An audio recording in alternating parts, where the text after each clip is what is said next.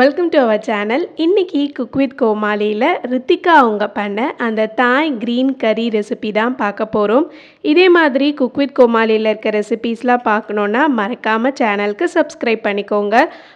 First green masala ready பண்ண 1 teaspoon சீரகம், 1 teaspoon மல்லி, 1 டீஸ்பூன் மிளகை ஒரு பேனில் சேர்த்துட்டு நல்லா ரோஸ்ட் பண்ணிக்கலாம். என்கிட்ட பிளாக் பெப்பர் தான் இருந்துச்சு. உங்ககிட்ட ஒயிட் இருந்துச்சுன்னா நீங்கள் அது யூஸ் பண்ணிக்கோங்க. இப்போ இதை எல்லாத்தையும் நல்லா ரோஸ்ட் பண்ணதுக்கப்புறம் இந்த மாதிரி ஒரு இடிக்கல்ல சேர்த்துக்கோங்க. ட்ரெடிஷ்னலாக தாய் மசாலா இந்த மாதிரி இடிக்கல்ல போட்டு நல்லா இடித்து தான் செய்வாங்க. உங்ககிட்ட இது இல்லை அப்படின்னா நீங்கள் மிக்சியில் போட்டு அரைச்சிக்கலாம். இப்போ நம்மளோட பவுடர் ரெடி ஆகிடுச்சு. அடுத்து லெமன் கிராஸ் எடுத்திருக்கேன். லெமன் கிராஸ்க்கு மேலே பார்த்திங்கன்னா இந்த மாதிரி லீவ்ஸ் இருக்கும். இதை நம்ம யூஸ் பண்ண மாட்டோம். கீழே இருக்க இந்த தண்டு பகுதி தான் யூஸ் பண்ண போகிறோம். இந்த தண்டை லைட்டாக ஒரு கத்தி வச்சு வெட்டினீங்கன்னா மேலே இருக்கிறதெல்லாம் ரிமூவ் பண்ணிடலாம். அண்ட் உள்ளே இருக்கிறத மட்டும் நல்லா சின்ன சின்னதாக கட் பண்ணி தனியாக எடுத்து வச்சுக்கோங்க.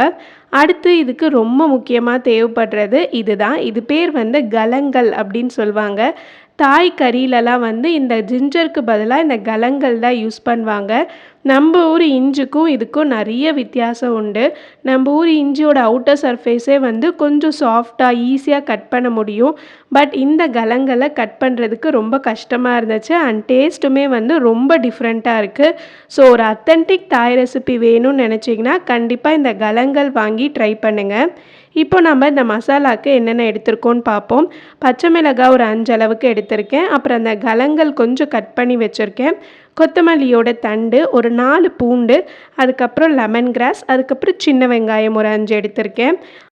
அடுத்து இதுக்கு கஃபீர் லைம் அப்படின்னு சொல்லி தாய் ரீஜியனில் விளையக்கூடிய ஒரு லைம் யூஸ் பண்ணுவாங்க. அது நம்மக்கிட்ட கிடைக்கல அப்படின்னா நம்ம ஊர் எலுமிச்சப்பழம் யூஸ் பண்ணிக்கலாம். இதை இந்த மாதிரி லைட்டாக கிரேட் பண்ணிக்கோங்க. மேலே இருக்க அந்த எல்லோ பார்ட் மட்டும்தான் யூஸ் பண்ணணும். அந்த ஒயிட் பார்ட் வந்துருச்சு அப்படின்னா லைட்டாக கசப்பு தட்டிடும்.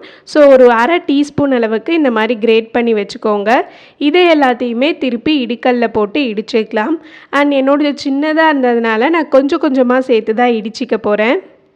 அடுத்து பேனில் 1 கப் அளவுக்கு நல்ல திக்கான தேங்காய் பால் சேர்த்துக்கோங்க.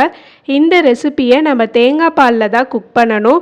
நீங்கள் எண்ணெய் எதுவுமே ஊற்ற தேவையில்லை. இந்த தேங்காய் பால் ஆட் பண்ணி இதுலேயே குக் பண்ணால் கரெக்டாக இருக்கும்.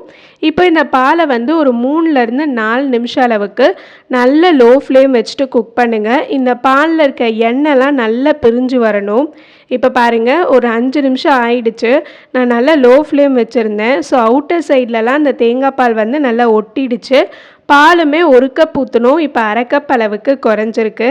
இதில் நம்ம ரெடி பண்ணி வச்சுருந்த அந்த தாய் கறி பேஸ்ட் இருக்குல்ல, அதிலேருந்து ஒரு 2 டேபிள் ஸ்பூன் அளவுக்கு சேர்த்துக்கிறேன். நீங்கள் பண்ண பேஸ்ட் எக்ஸ்ட்ரா இருந்துச்சு அப்படின்னா நீங்கள் ஃப்ரீசரில் வச்சுட்டு உங்களுக்கு எப்போ தேவையோ அப்போ யூஸ் பண்ணிக்கலாம். இப்போ அடுப்பை நல்லா லோ ஃப்ளேம் வச்சுட்டு ஒரு 3லேருந்து 4 நிமிஷம் அளவுக்கு இதை குக் பண்ணிக்கோங்க.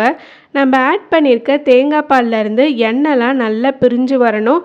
அண்ட் இந்த கறி பேஸ்ட்டுமே நல்லா திக்காகணும். அந்தளவுக்கு குக் பண்ணிக்கோங்க. இப்போ பார்த்திங்கனாலே தெரியும், ஒரு மாதிரி நல்லா திக்காக இருக்குது. எண்ணெய்லாம் நல்லா விட ஆரம்பிச்சிருக்கு.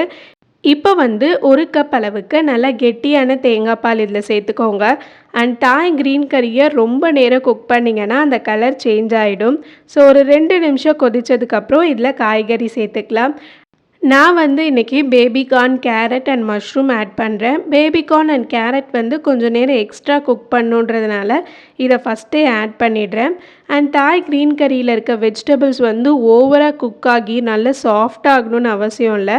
அதை சாப்பிடும்போது லைட்டாக அந்த க்ரன்ச்சி டேஸ்ட் இருந்தால் தான் நல்லாயிருக்கும். ஸோ இப்போ இதுக்கு தேவையான அளவுக்கு உப்பு போட்டுட்டு கரெக்டாக ஒரு 7 to 8 மினிட்ஸ் குக் பண்ணிங்கன்னா பேபிகார்ன்லாம் ரெடி ஆகிடும். அடுத்து இதில் மஷ்ரூம் ஆட் பண்ணிக்கலாம். இப்போ மஷ்ரூம் ஆட் பண்ணிவிட்டு ஒரு 2 நிமிஷம் குக் பண்ணிங்கன்னா நம்ம தாய் க்ரீன் கறி ரெடி ஆகிடும்.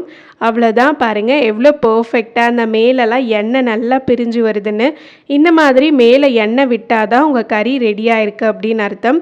கடைசியாக இதில் தாய் பேசில் லீவ்ஸ் வச்சுருக்கேன் கொஞ்சம், அதை ஆட் பண்ணிக்கலாம். அவ்வளோதான், சூப்பரான தாய் க்ரீன் கறி ரெடி ஆகிடுச்சு. சுட சுட ஜாஸ்மின் ரைஸ் அப்படி இல்லைனா ஸ்டிக்கி ரைஸ் வச்சு இதை கண்டிப்பாக ட்ரை பண்ணி பாருங்கள். நெக்ஸ்ட் ஒரு சூப்பரான வீடியோவில் உங்களை நான் மீட் பண்ணுறேன். அது வரைக்கும் பாய் பாய்.